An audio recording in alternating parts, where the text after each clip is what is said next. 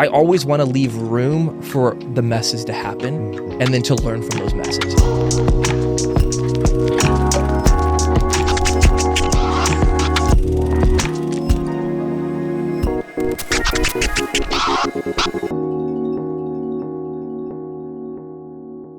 Hi, and welcome to the Storia podcast where storytellers disrupt. I'm David Noronha. And I'm Fabiano Altamura. And take a moment to give us that 5-star review, like, subscribe. Sir, who do we have in the hot seat? We have the amazing Bryant Ellis in the studio with us today. I'm super excited because we have such a long history. And Bryant was an ex-BCA student, and now he's set up the Adventure Challenge, which is global, nearly 1 million subscribers on Instagram. And he's also written a book called Hello, My Name is Failure. So to have you in the studio, dude, with your busy life and everything and coming up to Reading, we're super excited. So thank you for coming in, man. Thanks for having me. I appreciate that. It's just amazing because we have a lot of history. Mm-hmm. Yeah. Some of it's messy and some of it isn't. And I really want to just talk to you about, because you are a disruptor. Like you're very gifted in many different areas, as an actor, as a writer, as a businessman, entrepreneur, so many things. But I want to know for you, like, where did your creative journey start? Man, I don't know. I don't know if there's a time I can link it back. I mean, I think it's just kids, right? Growing up as kids, being bored, having to be creative, growing up. Especially in the size of your family, right? Dude, 5 siblings growing up in Oklahoma where there's nothing to do and 10 acres of just forest and having to be creative to just not like want to die, you know? So, and what's the breakdown, man? Boys, girls of your family? So there's 5 boys and 1 girl. And she's the youngest. Wow. So, and I'm the second oldest in the family. I'm 30. My older brother is 32. And then it goes all the way down to my sister. She's 18. So what was play like in your home? I mean, it was tackle football. First and foremost, tackle football. Basketball probably came second. Lots of wrestling. I did wrestling for a season. That was very fun. Athletic, physical. Yeah, very physical, but we were scrawny twigs too. So, you know, we weren't really good at the football, like in the league, but, you know, backyard football, we smashed. But yeah, very physical. You know, we kind of grew up kind of on a farm. We had chickens, a couple horses, no cattle or anything like that. But yeah. And dad, mom, what'd they do? So my dad was a pastor. He's retired now. And my mom too, I guess, but she homeschooled all of us. Wow. Homeschooled my entire life. And it's the best compliment when someone's like, I would have never guessed you were homeschooled, you know? Because it's like, you're not that weird. No, but you're not, because you're not, you know, I mean, I say, look, some of my kids were homeschooled, but I'm like, you're not awkward socially. I mean, you're very gregarious, you know, you're very personable, but like, how did you go from Oklahoma to then coming to Reading? Like, what happened there? Yeah, I mean, so I did the School of Ministry, Bethel School of Ministry. Yep. My dream was to be a pararescue special force agent in the Air Force. And so I was a drummer as well. So I was a drummer and I wanted to be in the special forces. So I was training to do pararescue. I passed the fitness. And then I got 3 points under on the ASVAB, which is like the military SAT. 3 points under what I needed to then enlist 3 days later. So I took it on a Friday. I was going to enlist on a Monday. 3 points under. Those 3 points saved my life. I'm sure of it. But I missed those on the test. And my recruiter was like, well, take a couple of months. You can take it again. And I was like, I can't be in Oklahoma any longer. Like I have to go like somewhere and get out of my parents' house and just be free. My parents weren't bad. I just needed to be independent. And so I was like, the only way I'm going to get people on board with me leaving Oklahoma is if I go like to a ministry school for a year. So I Googled School of Ministry in California, and then BSSM popped up. Wow. And it was Chris Kilala with the Jesus Culture band back then. And I was like, I love Jesus Culture. Maybe I can audition to be the drummer for their band. So I applied to the school, got accepted the next day, and I was off to Redding, California. I thought I was going to be by the beach and surf and go to school, and it's Redding, California. The mountain town. Yep, mountain town. And yeah, so I did 3 years of ministry school and then moved to San Francisco. Worked for a church there for a couple years as a creative director. And then moved to LA to pursue acting. Pursued acting for about a year. And then I moved back to Reading to do the Bethel Conservatory of the Arts with you guys. Yeah. And then after 1 year of that, that's when I started Adventure Challenge. So it was kind of just back and forth. I think it's like interesting because I remember seeing you in Kobe. Do you remember this years ago? With that girl, that Russian girl. With that Russian girl, yeah. And you sat down and we chatted. I think you were interning for Barbara Kay. Yeah, uh-huh. And then You just messaged me out of the blue because you went to San Francisco and you were working for Michael Jackson's brother, weren't you? Or intern, Randy Jackson. Randy Jackson, yeah. Randy Jackson, which I thought that was super cool because I met him when he came up here. I was like, wow, Mr. Jackson, wow, that's crazy. So amazing to see Michael Jackson's brother here. And then you messaged me and says, listen, I don't know if you have anything, but I would love to maybe intern for you or volunteer for you. And then it was from that you came up thinking you were going to volunteer. Yeah. Then we enrolled you in the school. Well, you were like, we need more guys. Yes, because it was like the first year was off balance. We were like, we need a few more guys. And would you want to be a full-time student? And that's how we'll pay you for, doing creative work and stuff like that. And I'm like, sure, why not? So. Yeah. And how was that first year for you? It was crazy. It was amazing. I mean, to this day, it's wild because any opportunity you get to practice your craft consistently all day, every day, I think that you just have the most tremendous growth, right? And so, yeah, it was the first year that you guys had the school. It was messy from both the students and the leadership. Yeah, I mean, but everyone was messy, right? Yeah, but, of course. But it's wild because who was I talking to today? I was talking to somebody and they're like, oh, you were in the first year BCA. I heard that was like the dark ages. And I was like, I don't know if you can say that because like, you know that whole story about the farmer where his son falls off the horse and they're like, that's horrible. And he's like, actually, I don't know if it is horrible. Let's see how it plays out. Right. And it's like with what happened at BCA, I met my business partner, Ben. Yep. I got a lot of experience a lot more experience in acting and storytelling. And also, it fueled me to say like, I also want to start my own thing and I want to go for this. And so, even with a lot of the craziness that happens, I have nothing but gratitude towards how it unfolded and what I was able to take from it. And so, but yeah, crazy year. I mean, how was it for you guys? Oh, I mean, for us, it was like, it's like looking back now going, gosh, look at the messes we created. But as like, as you talk about, failure has become one of your messages, hasn't it? It's like a life message that, failure, like I heard you say in another podcast that I was producing, that failure is education, and which I think is the most amazing perspective to have. But I mean, I think, we've talked about it quite a lot on this podcast, but I think the learning experience is invaluable. I think looking back at it, it's trying not to live in the shame of the pain you caused other people, specifically the pain I caused my brother, right? And the pain I caused you and other people. But I think, in hindsight, we'd all be perfect, wouldn't we? But I mean, we'd all be millionaires, we'd all be perfect. But the thing is, it's like, I'm grateful for the opportunity it gave me to grow to be the person I am today. Totally. But I think, looking back, would I change things? Yes, of course, 100%. But you only know what you know at the time, and you make the best of what you know at the time in a startup, right? Yeah. It's funny because I was less involved in those first couple of years because I was working at media, but I do remember you. I remember us sitting at a table and we were talking about a promo, and you were pitching me a vision for a promo. And it's funny because I actually look back on that with a little bit of regret because I feel like I missed something about you in that moment. And it's a lesson. I mean, I guess we're all confessing failure today. I remember you having a lot of ambition and a lot of ideation, just creativity. I was thinking about sitting down with you today, and something that just pours out of Bryant for 2 seconds if you're around him is just there's no lack of innovation and ideas and possibilities with you. Thank you. And I missed it. And for a reason that I think a lot of leaders might, and I'm curious now that you are the head of your own company, if you've ever experienced this, I missed it because I was too busy to stop and make space for the possibility. So I'm curious, you're now heading up this major global company. How do you handle the creativity around you in your environment as a leader?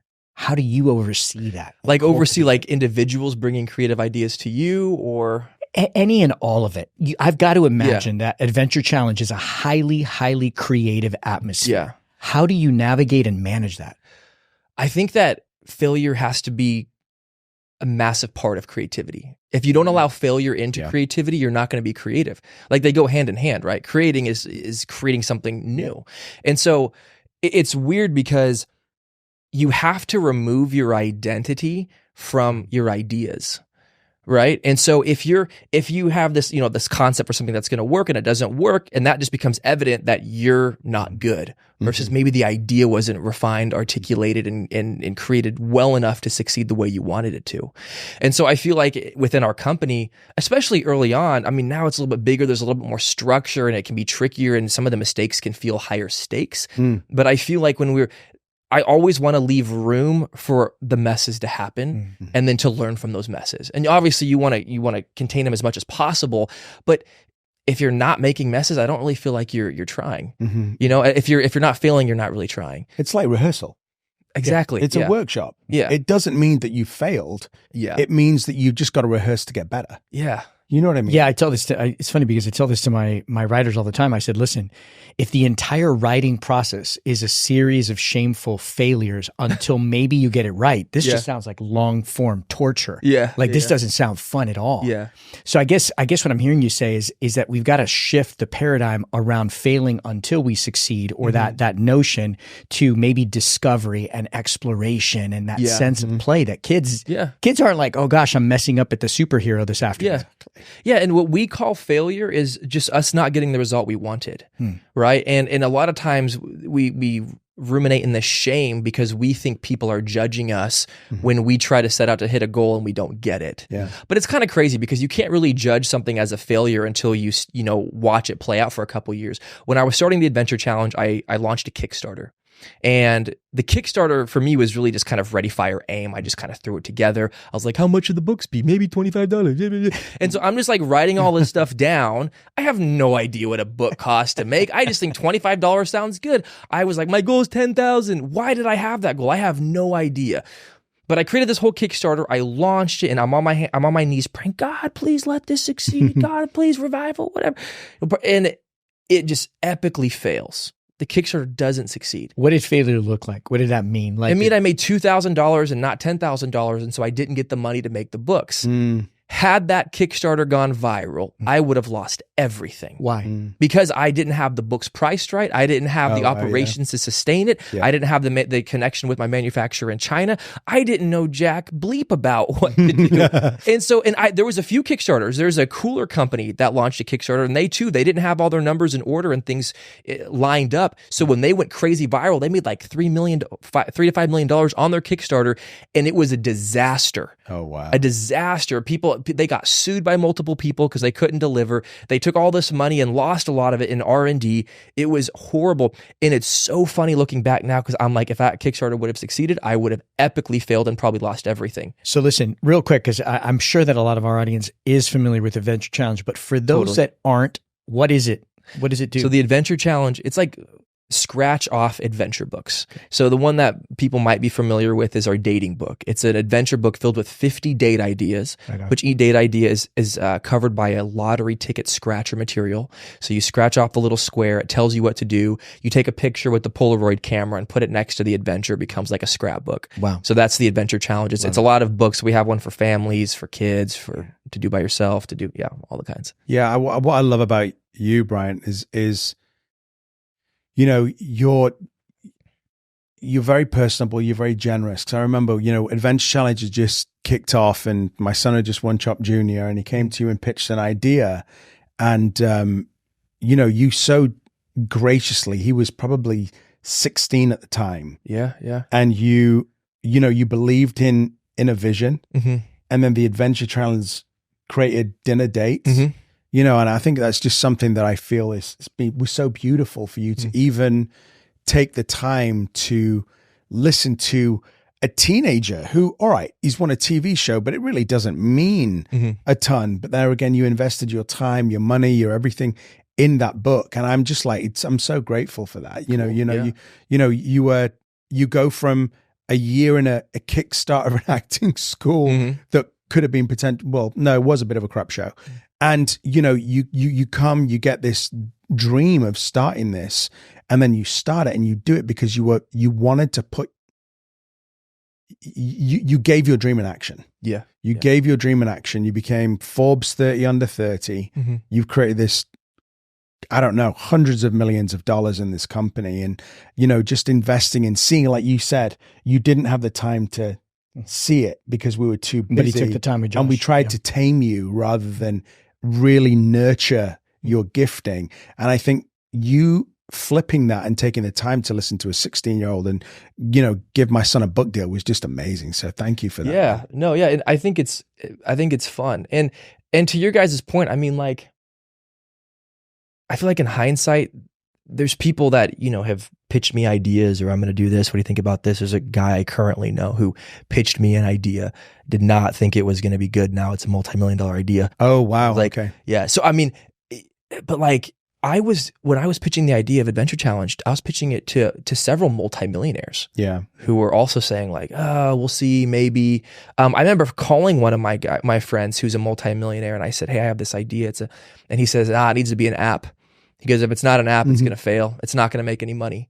And now it worked, So it did. But it's just crazy because it's like nobody really knows, And sometimes it's one of those things where it's like, I appreciate you guys saying like, oh yeah, I wish we would have taken more time, but also like maybe that was God too. Mm-hmm. Maybe he knew who I needed to be partnered up with for it to get the best bang and to go after. Cause I'm like, I look at my relationship with Ben and I'm like, the stuff we've gone through with Adventure Challenge, I'm thinking, I don't know if it would have worked with anybody else because even just the giftings that he has and our relationship and the way it kind of was a good combination. So it's interesting because I'm like, we take what we can from the failures, what we call failures, but we also just trust God with the outcome and go like, I don't see the full picture.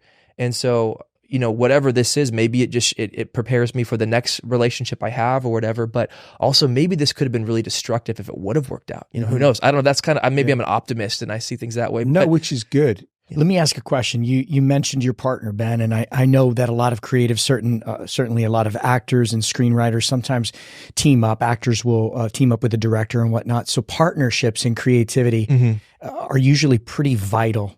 Yeah. And Hollywood is filled with them. What do you carry? What does Ben carry? Why does it work?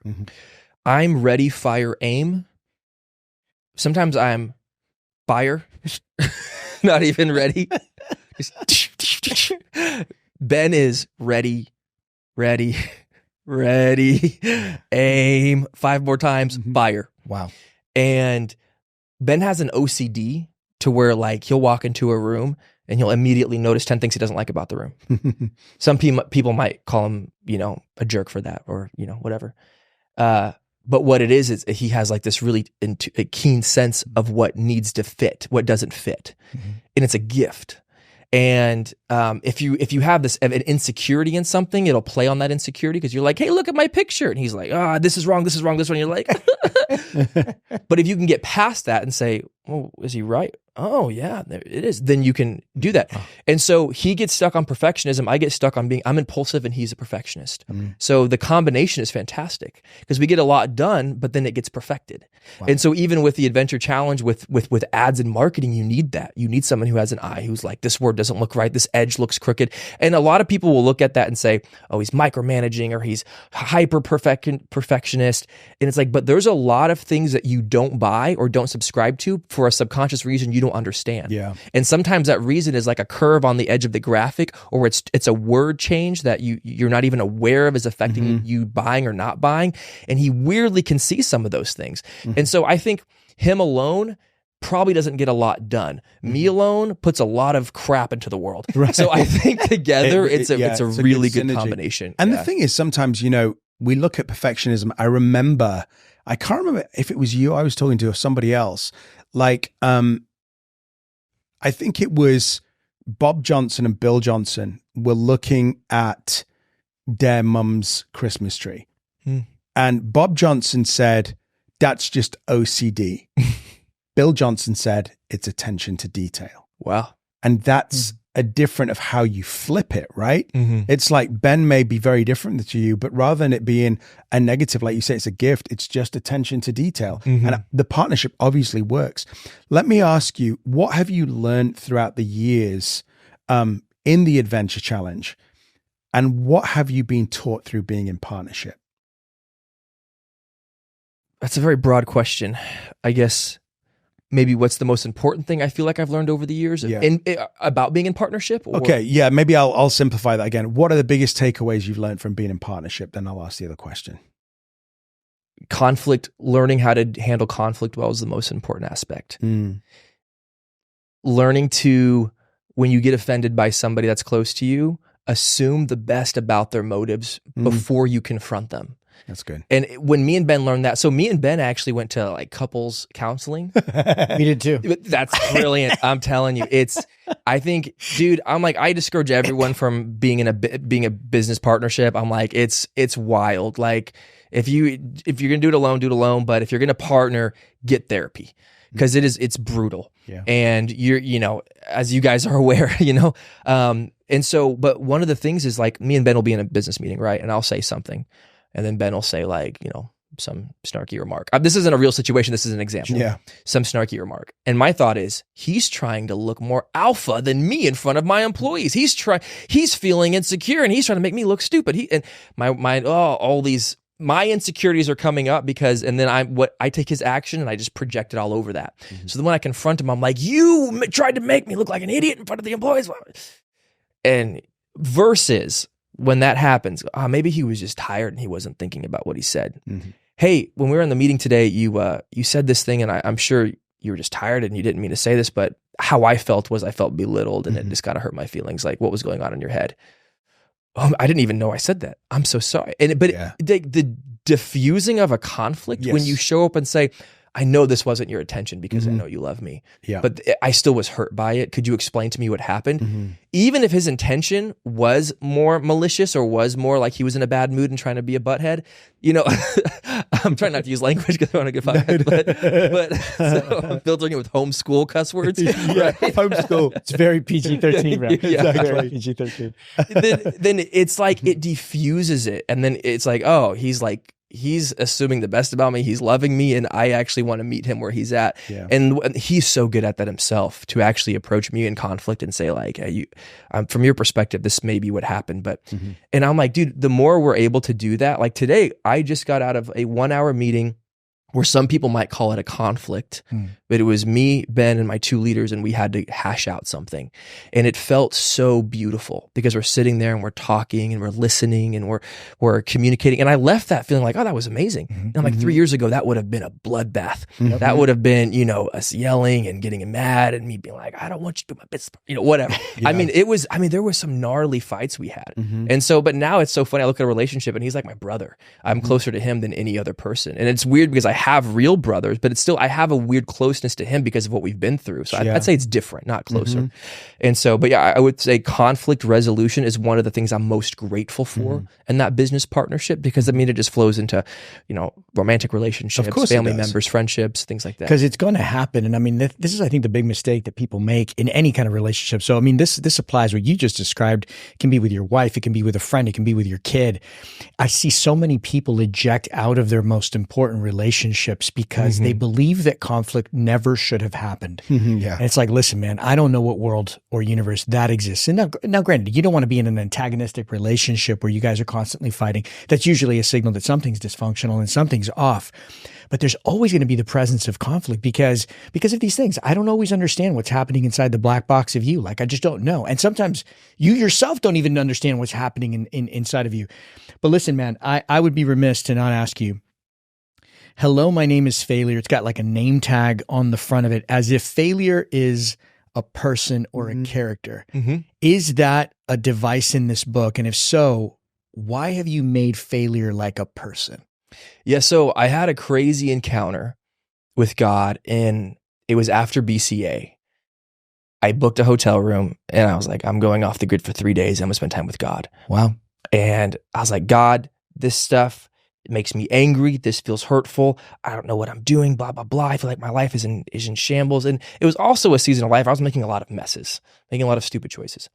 And I had an encounter with wisdom as a person. Wow. Like I remember, it wasn't like, I remember her walking into the room, but I remember seeing God say, this is wisdom and she wants to meet you. And wisdom started talking to me. And I read the whole book of Proverbs over and over and over again and started to get all this wisdom. And it was like, wow. And it was almost like you have the choice to listen or to neglect what I have to say. The more you listen to me, the more you're going to hear my voice. And so wisdom became a character in my life that I started listening to and started having conversation with. people might think that's weird, but I would be like, wisdom, what do you think about this? Wisdom, what do you say about this conflict? Wisdom, what do you think about this decision? And so that became a real part of my life. And so in making mistakes and not getting results I want, I started to see failure as this character. But failure wanted me to prosper. And so failure would show up and say, this didn't work out the way you wanted because this, and this. Like, but this is what you should do differently. So it was like failure became a coach and a mentor. Failure began to show me what was the way by showing me what was not the way, versus failure being this monster under the bed wanting to destroy my plans. And so one of the tags in the book is failure is not the opposite of success. Failure is the prerequisite to our success. Failure shows us where the educational gaps are. And so once I started to view failure that way, I was like, I have to make a book about that, because I didn't want to write a self-help book, right? Like, this is how I failed and how you should avoid it. I'm not saying that's bad. That's just not the way I like to create stuff. But when I had the idea of failure is a person and he's teaching you how to view your relationship with him through anxiety, through comparison, through friendships, through relationships, through business, through school, like that's a book I would read or I'd give to all of my students. And so, yeah, it took me 3.5, 4 years to write the book. Wow. It's not even a big book, but I think it took so long because I needed to continue to fail, to learn and adapt, and then to write the letters from failure. And so that's kind of the motivation and inspiration I got for the book. And is that how it's structured? Is it structured as a series of letters? Yeah, it's 35 letters from failure. And each letter, so you don't even have to read it in order. Each letter is about a subject. So comparison, creativity, judgment, people who judge you, the school system. I even have a chapter called To the Religious. And it's not a religious book, but I wrote a chapter to the religious because there's a lot of, like, especially in religious cultures, people see failure as the absence of favor. And that's crazy to me, because it's like, a lot of times favor is accepting and embracing failure. So a lot of times what people see and they say, oh, that person has a lot of favor on their life. They're booking these roles, they're getting these gigs. It's like, well, you didn't see how favor played 5 years ago when they were embarrassing themselves and falling on their face. Failure can look like favor, but we have it reversed. And so, I wanted to write letters to encourage people and empower them that way. And so the one on religion is one I'm particularly proud of. It's a little cheeky. I like the spark on your face. Really? Go on, can you tell us a little bit about it? I was like, is it too much of a spoiler alert? Well, I'd have to, but basically it's saying a lot of people view failure as the devil in the church, right? Well, because they're like I said, it's with favor, right? You know, a lot of people are saying, well, if you're not succeeding, maybe that's evidence that God's not breathing on something. Right. It's like, no, maybe God wants you to learn from this thing. If we truly believe that everything that we succeed in life is supposed to be used to help other people excel, then why would we believe that we're going to be perfect, right? Like if you want to teach somebody how to manage finances, do you want to win the lottery? Like you win the lottery, how are you going to teach people to build wealth and to steward it? It's like, no, like if like, oh, who are you going to hire a coach who on finances who won the lottery? No, you're going to hire somebody who was from the ground up, became a million, and not just made millions, but kept the millions and built upon the millions. Yeah. And I feel like in every journey we go on, it's like, it is about developing ourselves so we can teach other people how to do it. So you have to go through failure so you learn how you correct and how you reposition, so then you can teach other people how to do it as well. That's amazing. If it's funny because, you know, just before the show, we were having a conversation and Brian's such a vulnerable guy. He's willing to kind of share like feelings that you had on another podcast. And you talked about going into a shame spiral. But yet I hear you describe failure as a coach, as a mentor, as a friend. So when we go into a situation where maybe we swing for the fences, but we strike out or we miss this thing that we might call fail or failure. But if failure is a mentor and a coach, but we go into shame, then who are we really listening to if we're spiraling into shame? Because I'm going to assume failure doesn't want you to feel ashamed. Yeah. Well, that's why we're attaching our identity too close to the action. I was doing a podcast with Jason Valton, and we were talking about how failure should be a scientific evaluation of what went wrong, not an external judgment. I can't steal that quote. He said it, but that's what we were talking about, and that's the truth. If you show up to the game of life and life throws you a curveball and you swing and miss, how do you handle that? Do you spiral and go, this is proof I'm not good enough. This is proof I'm never going to get what I need. This is proof that maybe I don't feel the favor of, or you say, what went wrong? Do I need to like clutch up on the bat? Do I need to lean forward? Do I need to position my body? Do I need to swing harder? Do I need to get 1,000 more reps in? Like, what do I need to do? And that's being powerful versus being a victim. Of course. And I see a lot of people being a victim. They go to 2 auditions, they don't get it. And they're like, God, I thought you wanted me to be an actor. He's like, yeah, after 1,000 auditions, you're going to get a small role. After 100 more small roles, you're going to get a speaking role. And it's like, but it's this process. Like I feel like God's less concerned about the achievement and more concerned about the process and how we're growing and developing in it. And he's like, yeah, chase acting. I know what that's going to build in you. I know how you're going to grow and evolve as a son, as a daughter in this thing. And I'm like, and when we can get fixated on that process, and it's so cheesy, it's the journey, not the destination. But it's like, man, we can have so much joy in life when we're actually fixated on the development versus what we're trying to obtain. And when we shame spiral, sometimes it's evidence that we're hyper fixated on what we wanted to achieve. So what you're talking about is I was on the podcast. I feel like I didn't do a good job, and I wasn't able to articulate the way they wanted me to. And I had to go back and be like, what did I do? What could I have done differently to get a better result? God, what are you wanting to teach me with this? And what I actually got from it was I went back and looked at everything. I don't think I could have been more prepared. I don't think I could have actually done anything different. I think there was a miscommunication in between me and the host. Okay. And it's I'll tell you real quick. They basically said, hey, we're going to talk about your book, Hello, My Name is Failure, at the end of the podcast, but right now we'll talk about Adventure Challenge. And so we won't talk about your book for a while because I don't want it to feel like it's a promotional for your book. I'm like, great. The first question they asked was, so tell me how you came up with the idea for your book. And I was like, oh, so failure, blah, blah, blah, blah, blah. And they're like, so what they were asking was my Adventure Challenge book. Oh, yeah. Okay. So I go off on this monologue about my book, and I'm like, and then they're probably like, we just decided not to. So that's where they're shame, because I was like, I feel so misunderstood. Like I wasn't trying to go against what they said, but that I don't refer to TAC or the Adventure Challenge as my book. I think of it as my product. And so when he said, tell me how you got the idea for your book, and he was talking about the Adventure Challenge, so that's what happened. And I'm like, I don't think I could have done anything differently because I didn't know. Of course. I thought he was just like scrapping everything he said and telling me to shoot for the moon. It sounds like half my conversations with my wife. I mean, honestly, you know what I mean? Like it's just, you say something and you think you're understanding what the other human being has said in the English language, and you're completely missing it. Totally. Completely off base. Because they were your other books as well. They are your books. It might be a product, but you still have written multiple books, you know? Listen, brother, we've got a few more minutes with you here, and I'm curious, like sometimes Fab and I like to ask a question, something along the lines of, knowing what you know now, what would the you today tell the you maybe back in that hotel room or maybe in some of your earlier, messier moments that you know today about failure? I'd say that sometimes we unnecessarily fail because we show up unprepared, right? Or we're not taking proper precaution. There's a lot of failures that I had in my early 20s, and a lot of it was due to making mistakes or doing certain things that could have prevented me from having failures, like alcohol, for instance. When you drink alcohol, it turns off the forward thinking in your brain. Right? So you're going to make more impulsive choices and make decisions that aren't necessarily going to serve you. So a lot of my advice would be going back and being like, hey, don't drink. Hey, process through this before you do this. And so they'd be like little changes, because a lot of the mistakes I made, I look back and I'm like, that could have led me to where I was, and maybe I'm grateful for it.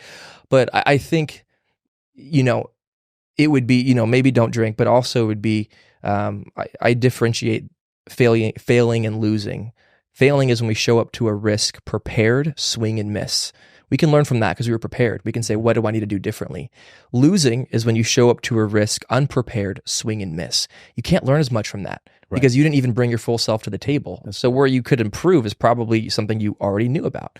And so I would say to my former self to show up prepared to all the risks, and that's just being powerful and not being a victim whenever you hit your failure. That's really good. That's really, really good. The difference between failure and losing. That's great. Yeah, thank you. Well, dude, it's been amazing to have you. Thank you so much. Thanks for having me on. Yeah. It's been a real, seeing your journey and seeing your growth over the last 7, 8, 10 years has been really amazing. So thank you for coming on. You've been watching the Storia podcast where storytellers disrupt. We look forward to seeing you next time. See you soon.